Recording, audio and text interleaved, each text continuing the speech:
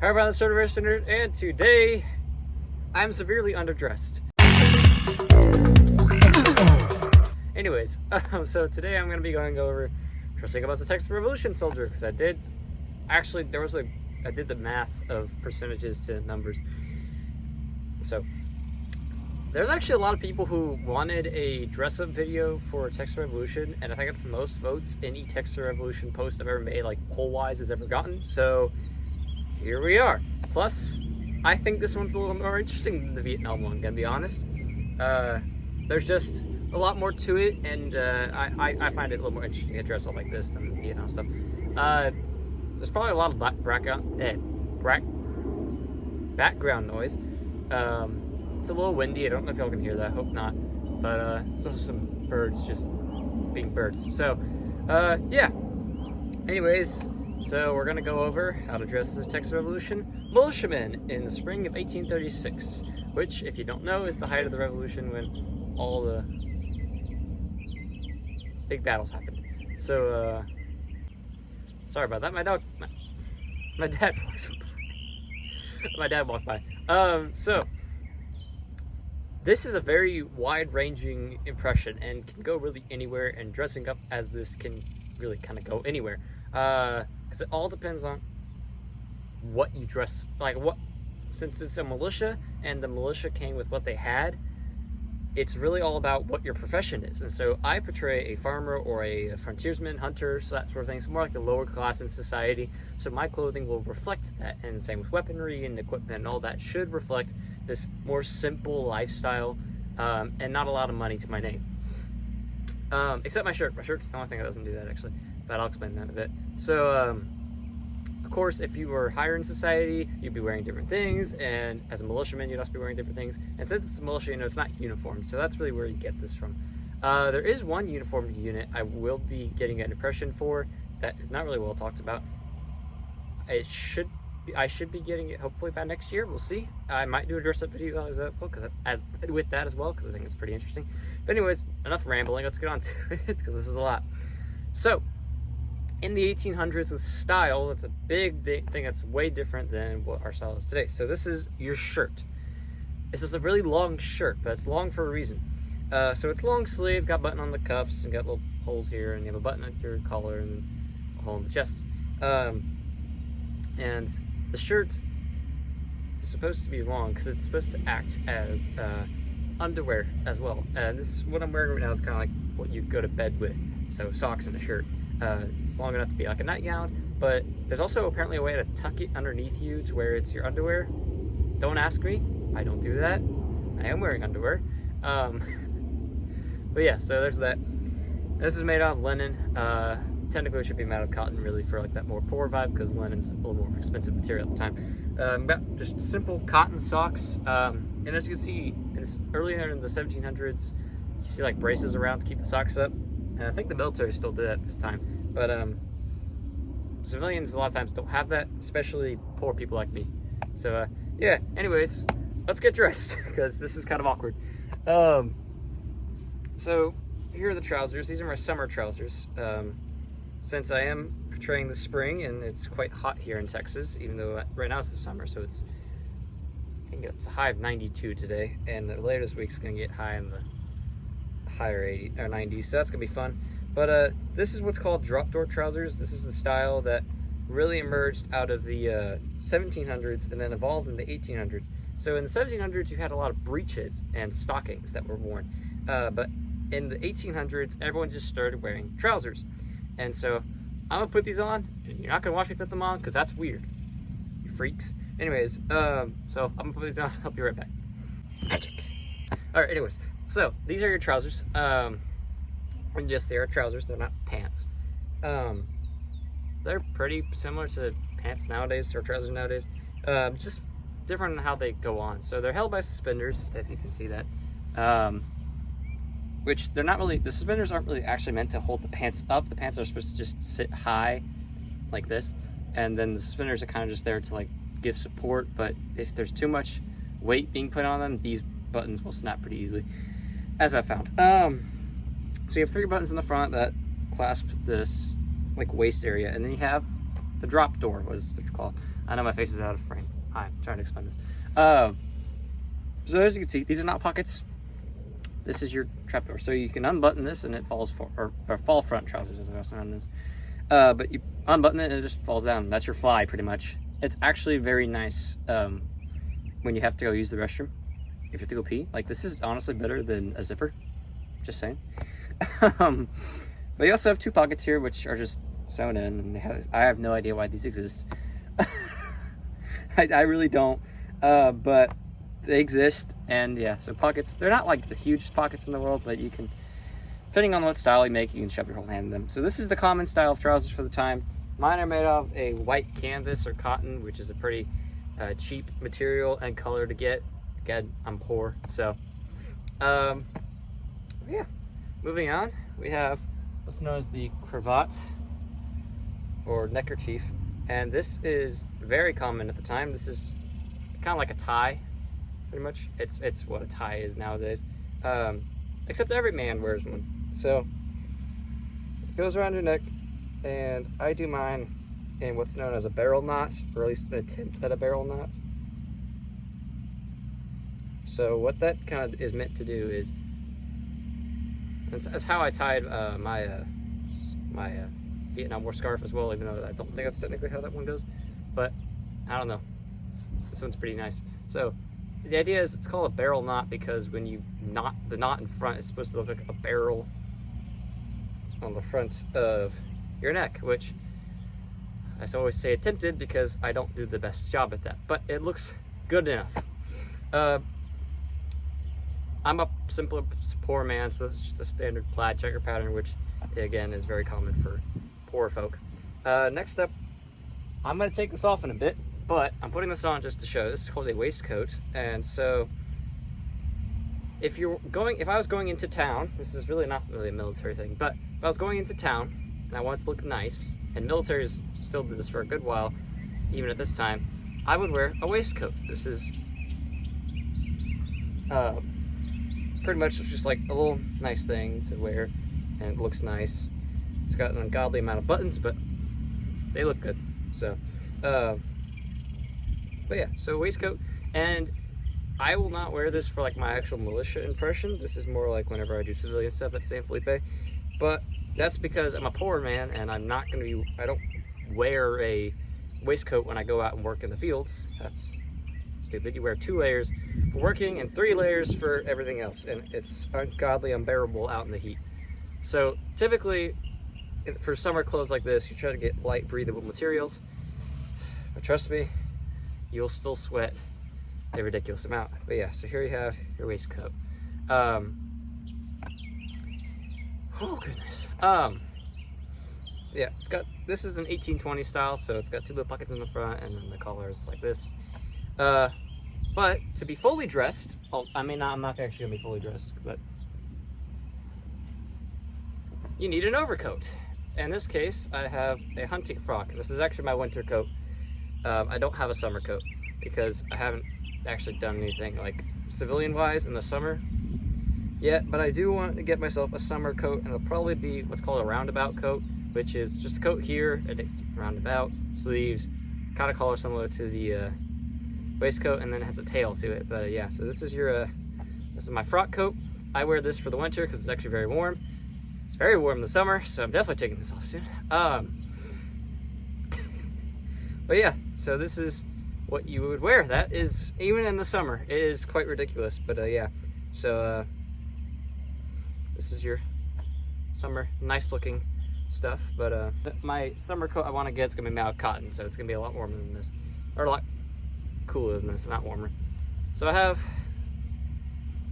my straw top hat, and this, besides my shoes, which I forgot to put on, which I will in a bit, this is how you will dress properly going to town, stuff like that. Of course, probably a different coat for the summer in here in Texas, but yeah, frock coats are very common amongst hunters and stuff like that. They're also known as hunting frocks.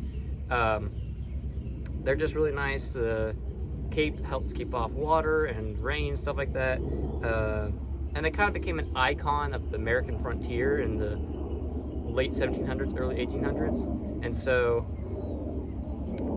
that's really just iconic for the American frontiersman. So had to get one, of course. All right, give me 1 second. All right, my phone was dying, so I had to go click that off because I wanted to see what I'm actually doing. And I put my shoes on, and I actually put photos of this last time. I actually took photos of my jungle boots and then forgot to put them in the video, so I apologize for that. But I will actually put photos of these boots. They're technically shoes. They're what were called brogans, and this is a very common style from the early to even late 1800s.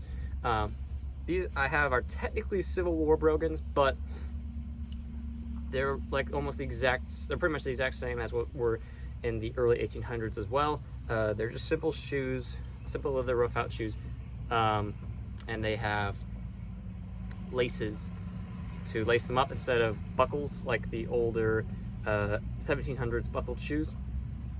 So yeah, they're pretty nice. They're actually a lot more comfortable than you would think they are. But anyways, I'm gonna get out of all this because it's ridiculously hot. So I'm gonna show you what I actually hold on before I do that. Top hat. So top hats are a very common style for a rich man. The straw top hat is obviously for a farmer. You'll also see like bands and stuff like that and bows on them. I have a very simple one that I made myself. And the hat itself is also pretty easy to make. So, like I said, browns and whites and blues are the common colors, so that's why this is what you see on me. Again, I'm a poor farmer pretty much, so yeah, these are really great in the summer, and they look kind of nice when you want to go into town. So, I'm gonna go get dressed for the actual summer. All right, I've actually undressed here a little bit. I just wanted to show that just to kind of show you what a proper man would wear, and what some people did actually wear into combat was all of that. Of course, like nicer clothes, not the frock coat, like, you know, other coats and stuff like that. And felt top hats and all the, you know, nicer things. But yeah, people actually did go into combat with their civilian clothes like that. So yeah, speaking of civilian clothes, as a farmer, one of the more common things and what I wear for the summer, because good gosh, is it hot out here, is what's called an overshirt. And hence the name, it is, as the name implies, just a shirt that goes over your other shirt. It's also made out of cotton, and this one is plaid, which is also a very common pattern for, of course, lower society people. But yeah, so that's this. I'm gonna go roll up the sleeves real quick because I don't want to do it on camera and waste time, and then I'll show you the rest of the equipment, and we'll actually get into what a militiaman would carry. So believe it or not, actually rolling up the sleeves is actually pretty common. But anyways, yeah. So this is like a laborer's shirt, what you would wear for a farmer, what you would wear while you're working on the fields and stuff like that. But also when you're on campaign and you want to wear something lighter, this is what some men would wear. Holy moly, is it hot? So I have another hat that I'm not going to wear because this is my winter hat, but this is just a common felt hat. Not as nice as those felt top hats, but so a lot cheaper to get. But this was worn by some people, mainly in the winter. I wear mine in the winter, but this is a common laborer's hat and stuff like that. Anyways, we're actually going to get onto the equipment. Alright, so first things first, you can even hear what I said. We have a simple leather belt. This is just a common leather belt. I mean, there's nothing else much to it. So this is pretty common for laborers to have, as it's very handy if you want to carry and hold things. So pretty nice. It's we actually handmade this with a guy who taught me how to hand make them, so that was pretty nice of him.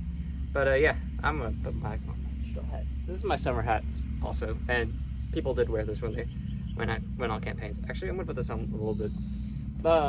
Next piece of equipment, which isn't really like military related, because even as a civilian you can carry this on you. This is a hatchet in a rawhide cover, and I'm just gonna slip this on my back through the belt. Other items you can see are belt knives and stuff like that, and that's because most men don't have muskets, and so they also don't have bayonets. Depends where you are, actually, because in Goliath they did. But if you didn't have one of those, you would carry another personal defense weapon for close quarters combat or bayonet charging and stuff like that. So belt knives, Bowie knives, which just referred to any giant knife at that time. And then a hatchet. So I carry a hatchet because it's a very useful tool, and you can use it to chop firewood, kill someone. I mean, there's a lot you can do with it. So, alright, sorry, I guess I should say unalive. I have to bleep that out. I don't know. I said it's not for kids, so we'll see. I don't know. We'll see what YouTube does with that. I don't want to get my video taken down though. Alright, next up, shot bag and powder horn. This is a common civilian item for men with guns and men with muzzle loaders. So this accompanies a rifle typically. So you have your powder horn for loading in powder, and then on these things, I'm not going to pull them out, but I have a a cane pole powder measure. So I've cut it to the exact measurements. So when I pour out, I can pour that in the gun and the correct measurement, and then a deer antler touch hole pick for cleaning out the touch hole of the flintlock. But yeah, so in your pouch you would carry your ammunition, your wads, and all that in here. And it also comes with what's called a patch knife, which is not actually a self-defense weapon. This one's made out of deer antler, but that is to cut the excess patch when you're loading your gun, because loading the gun the civilian way, you're not using paper cartridges, so it takes a little bit longer, and you have to do the whole process yourself, yada yada yada. I'm not going to get much into that. This is all about what I'm wearing and not actually the specifics. So yeah, anyways, next up, contentious item. This is a haversack. This is more of a military item. However, there were civilian ones made, and there's a lot of War of 1812 veterans who fought in the Texas Revolution, or the Texas War for Independence. So it is not beyond the stretch of the imagination that they might have had haversacks. Since I'm doing spring of 1836 and they are on campaign, which is what a haversack is for, even the Army only used them for campaigning, I'm going to have one for this impression. Although do know that it is still debated whether they did actually have them or didn't. I think they're quite useful, personally, and from the research I've been given from other people, I do think at least someone had to have one, if not a good amount of people did. So, other items, canteen.